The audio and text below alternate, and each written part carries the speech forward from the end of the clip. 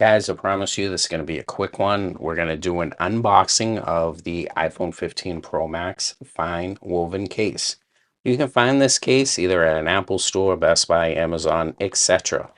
The case itself retails for about $60. And if you look at the box around it, you can see any other Apple product. It's a white case, cardboard.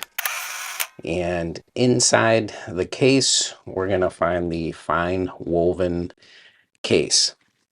Now, this is the replacement to Apple's leather case. Unfortunately, they're not producing the cases. I think people were complaining about it not being sturdy enough.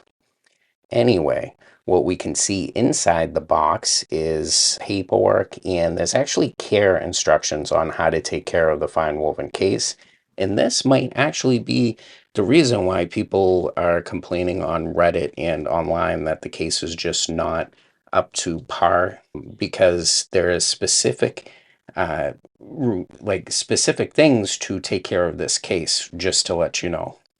Personally, to me though, I actually find that the fine woven case is a decent case for the phone, and it's the substitution that I want for this phone. It's durable, and I actually like the tactile feeling of the case. But besides that, you just gotta understand that, again, this case is $60. You're gonna pay the Apple tax for it. What do you guys think about Apple's new fine woven case? Is it good, or should Apple go back to the leather case?